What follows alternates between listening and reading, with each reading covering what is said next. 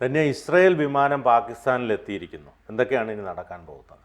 നമുക്കറിയാം, ഇസ്രായേൽ എന്ന് പറയുന്നത് ഇന്ത്യയോട് ഏറ്റവും ചേർന്ന് നിൽക്കുന്ന ലോകരാജ്യങ്ങളിൽ ഒരു രാജ്യമാണ്. അവരുടെ പാഠപുസ്തകങ്ങളിൽ വരെ ഇന്ത്യയെക്കുറിച്ച് പ്രതിപാദിക്കുന്നുണ്ട് എന്നാണ് പറയുന്നത്. ഈ ജൂതന്മാർക്ക് ലോകത്തൊരിടത്തും അഭയം കൊടുക്കാതിരുന്നപ്പോൾ അഭയം കൊടുത്തത് ഇന്ത്യയാണ്.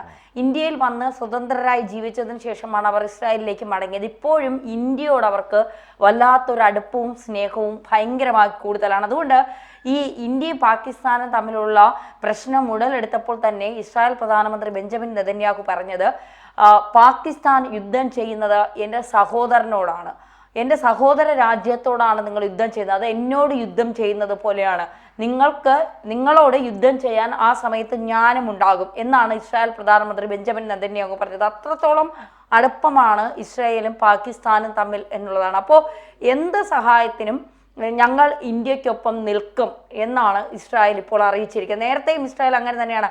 കാർഗിൽ യുദ്ധ സമയത്തൊക്കെ അമേരിക്ക നമുക്ക് ഒപ്പം നിൽക്കാതെ ഇരുന്ന സമയത്തൊക്കെ GPS സംവിധാനങ്ങൾ വരെ നൽകിക്കൊണ്ട് ഇന്ത്യയെ സഹായിച്ചത് ഇസ്രായേലാണ്. അപ്പോൾ അത്രമാത്രം ആത്മബന്ധം ഇസ്രായേലും ഇന്ത്യയും തമ്മിലുണ്ട്.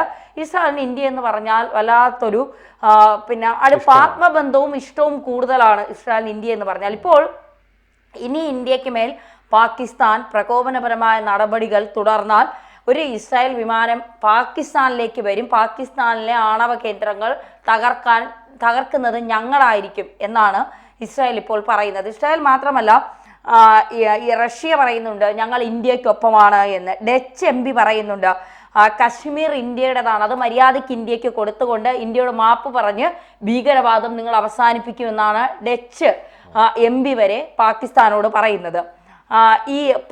ഈ യുദ്ധമുണ്ടായതിനു ശേഷം ലോകരാജ്യങ്ങൾ പകുതിയിലേറെ രാജ്യങ്ങളും പാകിസ്ഥാനിൽ നിന്ന് അകലുന്ന ഒരു കാഴ്ചയാണ് നമ്മൾ കണ്ടത്. ഇപ്പോൾ ഈ ചൈന വരെ പറയുന്നുണ്ട് ഞങ്ങളുടെ ചങ്ക് ഇന്ത്യയാണ്, പാകിസ്ഥാനല്ല. കാരണം പാകിസ്ഥാൻ ഇനി ആയുധങ്ങൾ നൽകിയാൽ തിരിച്ച് ആയുധങ്ങൾക്ക് പണം കൊടുക്കാനുള്ള സാമ്പത്തികം പാകിസ്ഥാനില്ല. അപ്പൊ അതുകൊണ്ട് പാകിസ്ഥാനെ ഇനി കൊണ്ട് നടന്നിട്ട് കാര്യമില്ല, വളർന്നുകൊണ്ടിരിക്കുന്ന ശക്തി ഇന്ത്യയാണ്. അപ്പൊ ഇന്ത്യയോടൊപ്പം നിന്നാലേ തങ്ങൾക്ക് സാമ്പത്തിക നേട്ടം ഉണ്ടാകൂ എന്ന് മനസ്സിലാക്കിയ ചൈന പാകിസ്ഥാനെ കൈയൊഴിഞ്ഞിരിക്കുന്നു.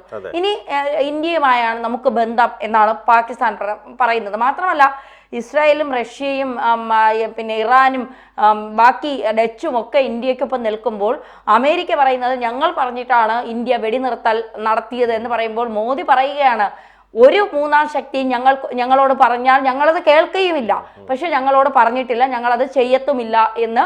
ഞങ്ങൾ പാകിസ്ഥാൻ കാല് പിടിച്ചതുകൊണ്ട് മാത്രമാണ് ഞങ്ങൾ ഈ വെടിനിർത്താൻ സമ്മതിച്ചത്. ഇനിയും പ്രകോപനമുണ്ടായാൽ ഞങ്ങൾ തിരിച്ചടിക്കും, അതിലൊരു സംശയവുമില്ല എന്ന് ഇന്ത്യ കൃത്യമായ നിലപാട് വ്യക്തമാക്കുന്നുണ്ട്. അടുത്ത സുഹൃത്തായ ചൈന പോലും പാകിസ്ഥാനൊപ്പം നിന്നില്ല. ഇസ്രായേൽ, റഷ്യ, ബ്രിട്ടൻ, നെതർലൻഡ്സ് തുടങ്ങിയ വലിയ രാജ്യങ്ങൾ ഇന്ത്യയെ പിന്തുണച്ചപ്പോൾ അമേരിക്കയും ചൈനയും പരസ്യമായി ഒന്നും പറഞ്ഞില്ല. പക്ഷേ അവരുടെ ഒരു പ്രസ്താവനയും പാകിസ്ഥാൻ അനുകൂലിച്ചോ ഇന്ത്യയെ പ്രതികൂലിച്ചോ ആയിരുന്നില്ല. ഡച്ച് MP ഗിർട്ട് വൈൽഡേഴ്സ് ഇന്ത്യയെ അനുകൂലിച്ച് മാത്രമല്ല സംസാരിച്ചത്.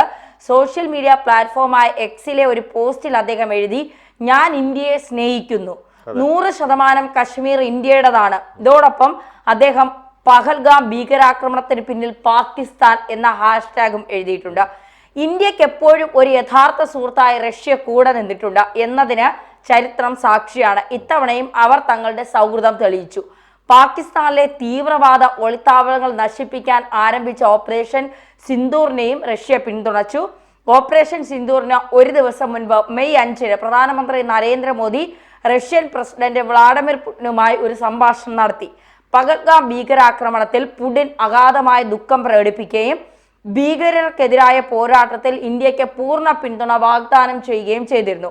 പഹൽഗാം പോലുള്ള ഹീനമായ കുറ്റകൃത്യങ്ങളിലെ കുറ്റവാളികളെയും അവരുടെ കൂട്ടാളികളെയും നിയമത്തിന് മുന്നിൽ കൊണ്ടുവരണമെന്നാണ് പുടിൻ അന്ന് പറഞ്ഞത്. ഭീകരർക്കെതിരെ നടപടിയെടുക്കാൻ ഇന്ത്യക്ക് അവകാശമുണ്ടെന്നും അവിടുത്തെ വിദേശകാര്യമന്ത്രിയും പ്രസ്താവനയിൽ വ്യക്തമാക്കി. ഇത് മാത്രമല്ല, ഇസ്രായേൽ ഇന്ത്യക്ക് ആയുധങ്ങൾ നൽകുക മാത്രമല്ല, ഇന്ത്യക്ക് വേണ്ടി പരസ്യമായി നയതന്ത്ര നിലപാട് സ്വീകരിക്കുകയും ചെയ്തു. ഇന്ത്യ പാകിസ്ഥാനെതിരെ ഇസ്രായേൽ നൽകിയ ആയുധങ്ങളും ഉപയോഗിച്ചു. അത് പാകിസ്ഥാനെ പൂർണ്ണമായും നശിപ്പിച്ചു. ചാവേർ ഡ്രോണുകൾ അല്ലെങ്കിൽ ആത്മഹത്യാ ഡ്രോണുകൾ എന്നിങ്ങനെ പൊതുവെ അറിയപ്പെടുന്നവയാണ് ഇസ്രായേൽ നിർമ്മിത ഹാരോപ്പ് ഡ്രോണുകൾ. ഇസ്രായേൽ എയറോപ്സ് ഇൻഡസ്ട്രീസിന്റെ MBD മിസൈൽസ് ഡിവിഷൻ വികസിപ്പിച്ചെടുത്ത ഹാരോപ്പ് ഡ്രോണുകൾ ലോയിറ്ററിംഗ് മുനിഷൻസ് എന്നറിയപ്പെടുന്ന ആയുധ വിഭാഗങ്ങളിൽ ഉൾപ്പെടുന്നു. ഇസ്രായേൽ ഇന്ത്യയുടെ സ്വയം പ്രതിരോധത്തിനുള്ള അവകാശത്തെ പിന്തുണയ്ക്കുന്നു. നിരപരാധികൾക്കെതിരെ ക്രൂരമായ കുറ്റകൃത്യങ്ങൾ ചെയ്തതിനു ശേഷം ഒളിക്കാൻ ഒരിടവുമില്ലെന്ന് തീവ്രവാദികൾ അറിയണമെന്നായിരുന്നു ഇന്ത്യയിലെ ഇസ്രായേൽ അംബാസഡർ ട്വീറ്റ് ചെയ്തത്. അപ്പോൾ തീവ്രവാദം ചെയ്താൽ ഒളിക്കാൻ അവർക്ക് ഒരു രാജ്യങ്ങളുടെ സംരക്ഷണം നൽകില്ല, പാകിസ്ഥാൻ അല്ലാതെ എന്ന് കൃത്യമായി ഇസ്രായേൽ അറിയിച്ചിരിക്കുന്നു. ഇന്ത്യക്കൊപ്പം നിൽക്കുന്നവരിൽ ഫ്രാൻസ് ഉൾപ്പെടുന്നുണ്ട്. റഫേലിനെ കുറിച്ച് നുണ പ്രചരിപ്പിക്കുന്നവർക്ക് മറുപടി നൽകിയത് ഫ്രാൻസ് ആണ്. ഏതെങ്കിലും റഫേൽ വിമാനം വെടിവെച്ചിട്ടതായി തങ്ങൾക്കൊരു വിവരവുമില്ല. ഇന്ത്യയുടെ പ്രവർത്തനം ഭീകരർക്കെതിരെയാണ്, അതിന് പിന്തുണ നൽകുന്നു എന്നാണ് ഫ്രാൻസ് പറഞ്ഞത്. ഇപ്പോൾ ഈ നുണകൾ പ്രചരിക്കുന്നുണ്ട്. റഫേൽ വിമാനം പാകിസ്ഥാൻ വെടിവെച്ചിട്ടു, അതിനെക്കുറിച്ച് ഇന്ത്യൻ സൈന്യത്തോട് ചോദിച്ചപ്പോൾ ഇന്ത്യൻ സൈന്യം പറഞ്ഞു ചില നഷ്ടങ്ങൾ അങ്ങോട്ടും ഇങ്ങോട്ടും ഒക്കെ ഉണ്ടാകാമെന്ന് പറഞ്ഞു എന്നൊക്കെ പറഞ്ഞ് ചില വാർത്തകൾ പ്രചരിക്കുന്നുണ്ട്. പക്ഷെ അതിനെക്കുറിച്ച് കൃത്യമായ വിവരം സൈന്യം പുറത്തുവിടാത്തിടത്തോളം കാലം നമുക്ക് അതിനെക്കുറിച്ച് സ്ഥിരീകരിക്കാത്ത ഇത്തരം വിവരങ്ങൾ പുറത്തുവിടാൻ, അത് അസത്യമായ കാര്യങ്ങളാണ്, അത് പുറത്തുവിടാൻ നമുക്ക് കഴിയില്ല. പക്ഷേ ഇവിടെ നമ്മൾ കാണേണ്ട ഒരു കാര്യമുണ്ട് ബിനു. ലോകരാജ്യങ്ങൾ മുൻപത്തെ പോലെയല്ല. 2014 മുൻപ് ഒരുപക്ഷെ ഇന്ത്യ എന്ന് പറയുന്നത് ഒരു വലിയ സാമ്പത്തിക ശക്തിയായി ഉയർന്നിട്ടില്ല. ഇന്ത്യ അപ്പോഴും ഈ കുറെ കുടുംബ വാഴ്ചയിൽ ഒതുങ്ങിക്കിടക്കുന്ന ഉയർന്നിട്ടില്ല ഒരു രാജ്യമായിരുന്നു ഇന്ത്യ കണ്ടത്. 2014 ശേഷം ഇന്ത്യയുടെ വളർച്ച എന്ന് പറയുന്നത് ഒരു അഭൂതപൂർവമായ വളർച്ചയാണ് നമ്മൾ കാണുന്നത്. സൈനിക ശക്തിയിൽ 4ാം സ്ഥാനത്ത് എത്തി നിൽക്കുന്നു ഇന്ത്യ. പ്രതിരോധ മേഖലയിലെല്ലാം വൻ കുതിപ്പാണ്. എല്ലാ രാജ്യങ്ങളിൽ നിന്ന് ആയുധങ്ങൾ ഉൾപ്പെടെ ഇന്ത്യ വാങ്ങിക്കൂട്ടുകയാണ്. രാജ്യങ്ങളുമായിട്ടുള്ള സൗഹൃദങ്ങൾ, സന്ദർശനങ്ങൾ ഇതെല്ലാം ഗുണം ചെയ്തിട്ടുണ്ട്. അതെ, തീർച്ചയായിട്ടും. ഇപ്പൊ നരേന്ദ്രമോദി ടൂർ നടത്തുന്നു എന്നാണ് പലരും മോദി ആദ്യ സമയങ്ങളിൽ മോദി ഭരണത്തിൽ കയറിയപ്പോൾ പറഞ്ഞത് നരേന്ദ്രമോദി ടൂർ നടത്തുകയാണ് എന്നുള്ളത്. പക്ഷെ മോദിയുടെ യാത്രകൾ എന്തായിരുന്നു? ഇപ്പൊ മുസ്ലിം രാഷ്ട്രങ്ങളിൽ പോലും പാകിസ്ഥാന് നിലനിൽപ്പില്ല, അല്ലെങ്കിൽ പാകിസ്ഥാൻ ഒരു സ്വാധീനമില്ല എന്നുള്ളതാണ്. കാരണം മിഡിൽ ഈസ്റ്റ് രാജ്യങ്ങൾ ഉൾപ്പെടെയുള്ളവർ പറയുന്നു ഞങ്ങൾ ഭീകരർക്കെതിരാണ്, ഭീകരതയെ വച്ചുവാഴിക്കുന്ന രാജ്യങ്ങളുമായി ഞങ്ങൾക്ക് ഒരു തരത്തിലുള്ള ബന്ധവുമില്ല എന്ന് പറഞ്ഞുകൊണ്ട് കൈയൊഴിയുന്ന ഒരു നിലപാടാണ് മുസ്ലിം രാജ്യങ്ങൾ എടുത്തിരിക്കുന്നത്. അപ്പോൾ ഇറാൻ പരസ്യമായ ഒരു പിന്തുണയും പാകിസ്ഥാന് നൽകുന്നത് നമ്മൾ കണ്ടിട്ടില്ല. അതുപോലെ സൗദി ആയാലും എമിറേറ്റ്സ് രാജ്യങ്ങളായാലും ഒന്നും. അപ്പോൾ ഈ ആകെക്കൂടി തുർക്കി, മുസ്ലിം രാജ്യമായ തുർക്കി മാത്രമാണ് ഈ ആയുധങ്ങൾ കൊടുത്തുകൊണ്ട് പാകിസ്ഥാനെ സഹായിച്ചു കൊണ്ടിരിക്കുന്നത്. അതായത് മുസ്ലിം രാജ്യങ്ങളെല്ലാം ഒന്നായി ചേർന്ന് നിൽക്കണം എന്നുള്ള തുർക്കിയുടെ ഒരു സ്വാർത്ഥതയാണ് അതിന് പിന്നിൽ എന്ന് പറയുന്നത്.